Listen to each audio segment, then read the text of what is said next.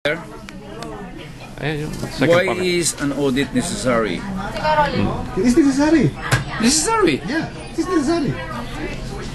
Like a small homeowners association. It is necessary. Necessary. Sa tingin mo Hindi necessary, negative or positive ang thinking mo within the organization. Necessary lang yan, magte-take over ka.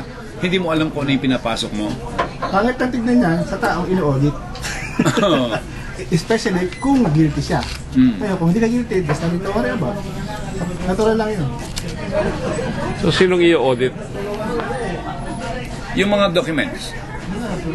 Wala kami ina-audit na tao.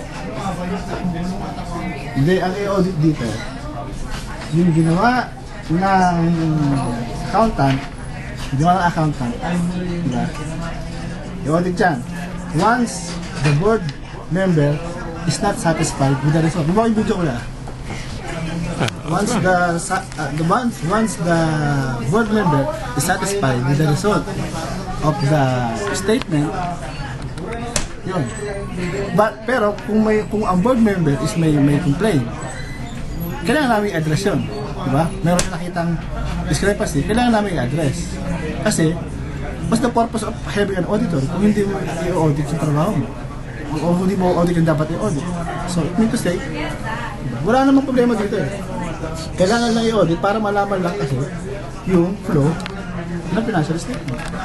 Okay, so no 2014 to 2015, so ang mga story very successful eh.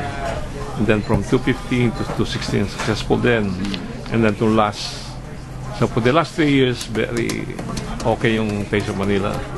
So wala ba kayo idea kung kumita yan o no for the first year, second year without necessarily going into audit? What do you mean? Kumita kami individually? No. Your organization. Your organization? Oh. Naku, kung nalalaman lang ng tao. Maraming mga payables na mga dapat namin i-settle from 2014 because yun yung kaunahang Taste of Manila. Dahil nasa learning process kami by that time, ni-recover namin ang lahat ng mga payables and everything in 2016. So, mahirap sabihin na kami kumita. Kami nag-aabono kami coming from our own pockets from the start. Yung term na kumita, we cannot say that unless otherwise, lumabas yung process na ng accountant, na-audit, sinabit sa CRA, approve ng CRA, walang assessment, that's na tayo na masasabing kumita. Kasi proper document na. Wala ka na makikita nito. Dahil na sa CRA ito, di ba na accountant namin, in-audit na. Yun ang magpapatunay. Hindi, ang sabi ko nga yung hindi ka na pupunta sa audit, yung, halimbawa, itong restaurant na to, normally, bumibenta lang kami ng 100 a day. Pero nung Taste of Manila, naging 1,000 a day. Example lang yun. So, hindi ka na mag-audit, pero, from the experience, nasasabi mo na, Hindi pwede kumasiya. Kasi sabi mo, yung buong benta eh. Binibigyan na kita ng example eh. So, halimbawa ngayong araw na to, ang benta mo lang $100. Ngayong araw na to, from the morning to the evening, to the time you close. And then, in the Taste of Manila, suddenly, nag-spike yung benta mo. Naubusan ka ng tinta dahil sa dami ng tao. So, pwede mo sabihin na, kumita kami doong araw na yun. Yeah, dahil, ina-assume mo lang. Pero hindi yun ang final. Hindi, pero makikita mo na, nag-spike yung ano eh. No, hindi. And then, ang tanong, sir, alam nga naman sabihin mo na, nalugi kami, ninakawan kami dahil dumami yung tao dito. Nagpuntahan yung tao, hindi na nagbayad. Hindi. Sir, numbers to eh. Kung sinabing i-pressure statement, kumita ko hindi. Numbers yan eh. Hindi ka pwede mag-assume. Otherwise, tapos yung process. Ibinawas mo expenses mo. Diba? Saan concern yung ganong explanation mo sa audit? Hindi.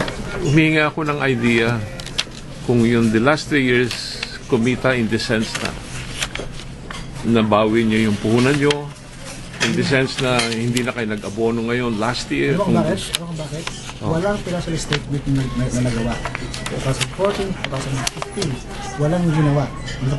Hindi ko alam. Ngayon lang ginawa. Ngayon lang ginagawa. Ng accountant. Meron kayo sinabit, tatlo nga yung financial statement nyo. Ngayon, Yan No, sila. no, no. After 2014.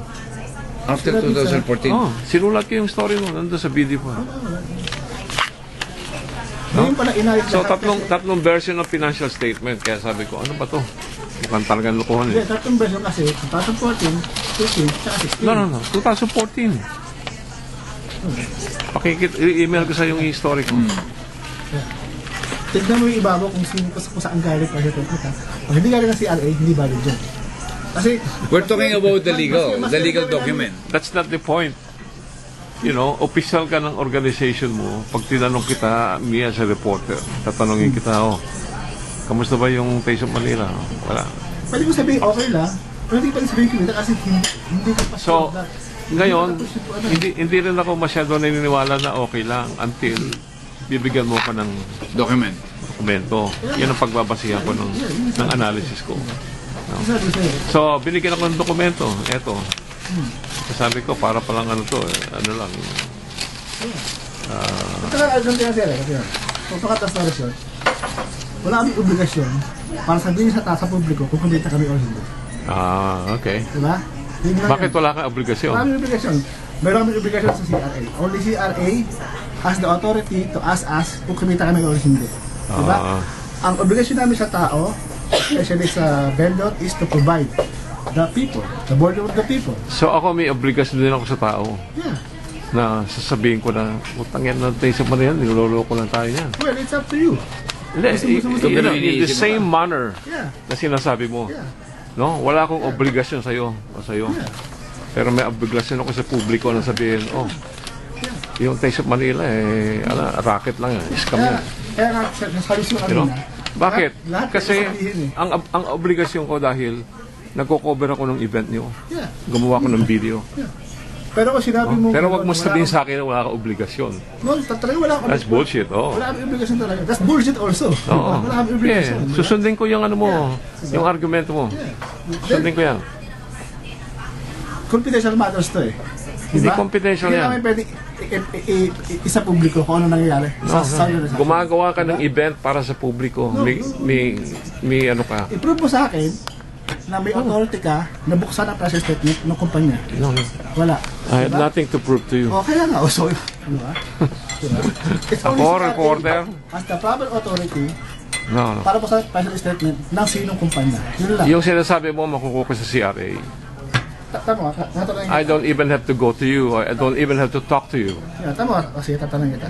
Ha? Kaya wag mo ko yayabangan. Hindi ako nagayabang sa'yo, di ba? Iano ko lang yung rights ko, di ba?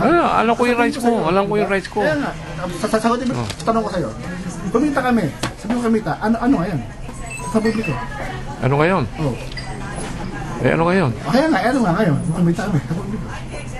Ewan ko sa inyo. Okay, di ba? Kasi yun ang pinipili. Ang ano ngayon, Ang balik talaga yung sitwasyon. hindi, sasagutin ko na. Oh, Yung sinasabong ano ngayon, oh. ito ang Taste of Manila, ang PCCC, sabi nila, pag nagkaroon kami ng ganito, kumita, ito, ang mga projects namin, gagawa kami ng train station, halimbawa. Okay. Can you prove that? Na sinabi namin yan? Meron akong kopya ng mga papeles nyo. I-provide mo sa amin and then ililibisahin natin yan. No?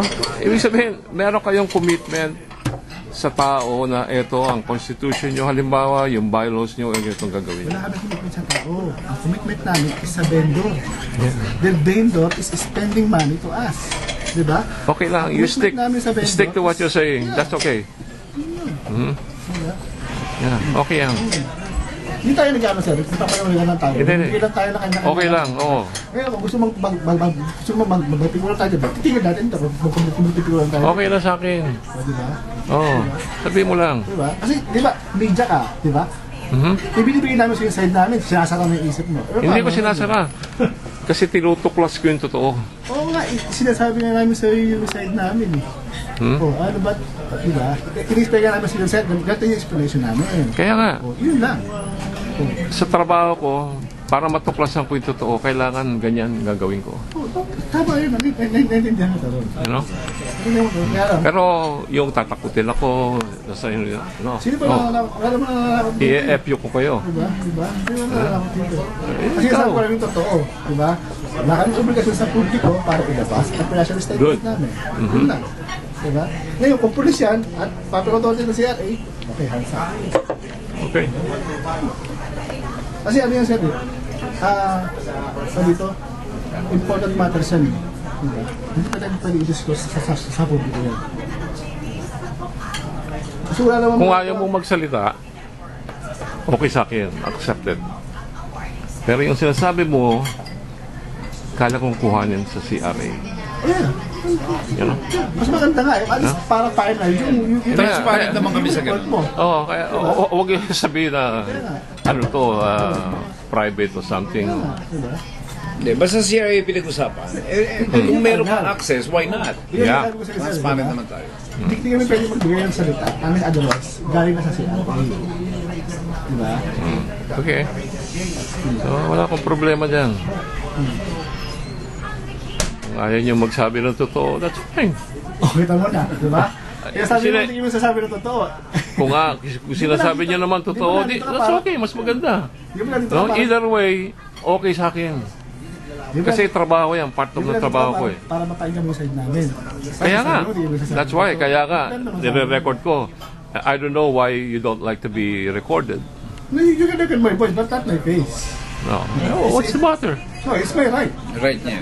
Oh, right mo yan, It's just okay lang. respect. Oh, respeto na. Oh. Pero kung wala kang tinatago, putang ina, ano ba yan? Punan niyo ako. Ngayon, Bahala kayo. Kung may tinatago ka, ilabas mo. Kung may Oo. tinatago ka ako. Diba? Kaya nga. Kaya nandito kami sa'yo. I-display namin yung side namin para maintindihan mo. Eh, naintindihan ko na. Ano ba bang issue dito? Ano na pag-usapan ka?